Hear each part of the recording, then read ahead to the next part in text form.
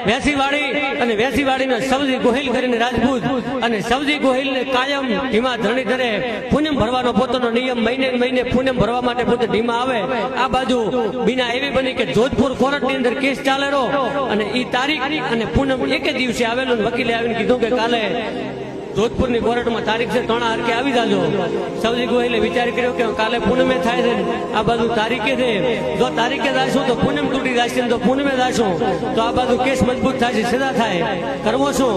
પણ કે જે થવું હોય થાય, બાકી ધીમા ધરણીધરની પૂનમ થઈ તૂટવી ના જોઈએ। અને આ બાજુ પોતે વેસીવાડીથી સવજી ગોહિલ પોતે ધીમા આવેલા દર્શન કરવા, પૂનમ ભરવા, પૂનમ બીજી ભરી અને દાડો હાથમાં પોતે પાછા વળ્યા। હાસોદની બજારમાં વકીલ થઈ મળેલો। વકીલે કીધું વાહ વાહ ગોહિલ વાહ, કે ભલામણ શું આજ તમે દલીલો કરી? જોધપુરની કોર્ટની અંદર જો આવી પહેલે દલીલો કરી હોત તો આટલો કેસ હેડોત જ નહીં।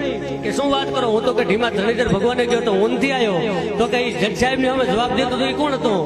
તો કે મૂન તો નહીં મારોનાર કાળિયો ઠાકર સાક્ષાત ધરણીધર ભગવાન જોધપુરની કોર્ટની અંદર જજ સાહેબ ને અમે જવાબ દેવા માટે આવવો પડ્યો। હૈયાના ભાવથી જોકરો હાકલો ઢીંગલો સિધરા તણો ધૂણે, હાસો ભાવ હોય તો તમારું કામ થાય।